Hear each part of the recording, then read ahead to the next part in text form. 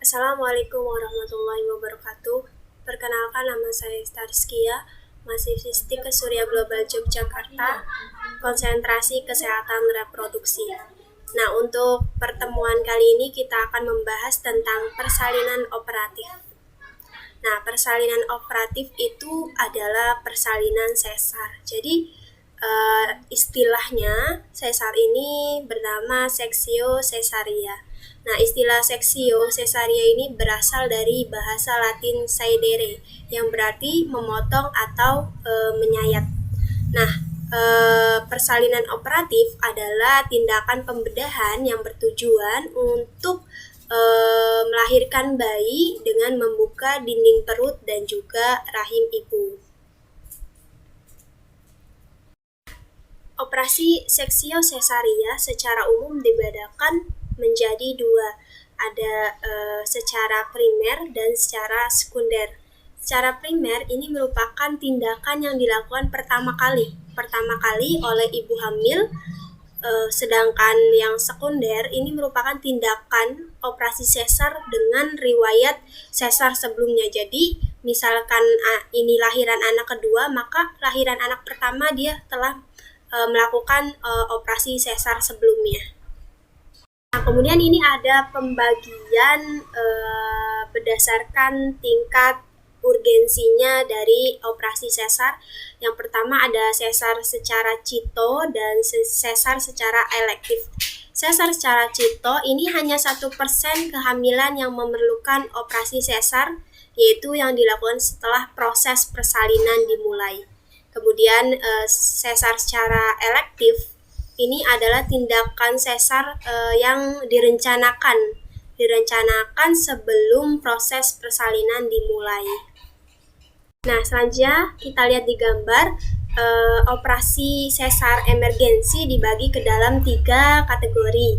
Ada kategori 1, kategori 2, dan kategori 3. Kategori 1 itu gawat janin atau gawat ibu yang membahayakan nyawa keduanya. Kategori 2, kegawatan janin atau ibu yang tidak membahayakan nyawa. Dan kategori ketiga, persalinan dibutuhkan tanpa adanya tanda gawat janin atau gawat ibu.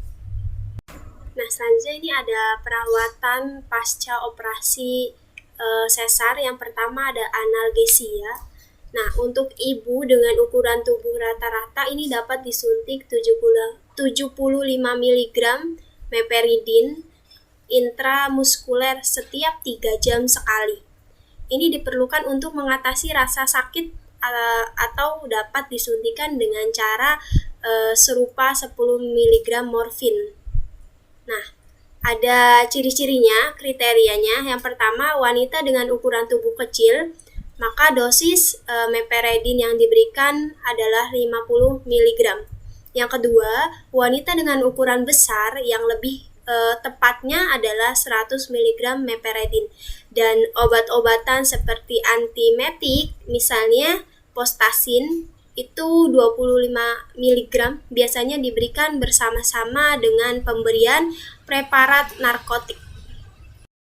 Nah, perawatan yang kedua yaitu tanda-tanda vital. Nah, jadi vital ibu setelah operasi sesar ini harus diperiksa 4 jam sekali. Kita harus perhatikan tekanan darah, nadi, jumlah urin, serta jumlah darah yang hilang, dan keadaan fundus harus diperiksa. Jadi untuk pemeriksaan tanda vital ini harus 4 jam sekali. Nah, yang ketiga ini ada terapi cairan dan diet. Nah, untuk pedoman umum, biasanya pemberian 3 liter larutan RL ini terbukti sudah cukup selama pembedahan dan dalam 24 jam pertama berikutnya. Meskipun demikian, jika output urin ini jauh di bawah 30 ml per jam, pasien ini harus segera dievaluasi kembali paling lambat pada hari kedua. Nah, selanjutnya yang keempat ini ada perawatan vesika urinarius dan juga usus. Jadi, nanti kateter dapat dilepaskan selama 12 jam setelah operasi atau pada keesokan paginya setelah operasi. Nah, biasanya bising usus ini nanti belum terdengar pada hari pertama setelah operasi sesar. Nah, pada hari kedua, bising usus ini masih lemah dan usus baru aktif kembali pada hari ketiga. Yang kelima ada ambulasi. Jadi pada hari pertama setelah operasi atau pembedahan, pasien ini dengan bantuan perawat dapat bangun dari tempat tidurnya untuk sebentar agar melakukan peregangan otot agar dia tidak kaku. Nah, sekurang-kurangnya juga 2 kali pada hari kedua pasien dapat berjalan dengan pertolongan dari seorang perawat. Nah, yang keenam ada laboratorium. Jadi secara rutin ini hematokrit diukur pada pagi setelah operasi. Hematokrit tersebut harus segera dicek kembali bila terdapat kehilangan darah yang tidak biasa atau keadaan lain yang menunjukkan hipovolemia. Nah, yang ketujuh ini ada perawatan luka dan juga perawatan payudara.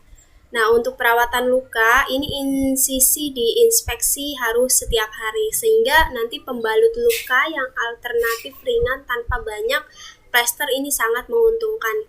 Nah, secara normal, jahitan kulit dapat diangkat setelah hari keempat setelah operasi atau pembedahan, dan paling lambat pada hari ketiga setelah postpartum.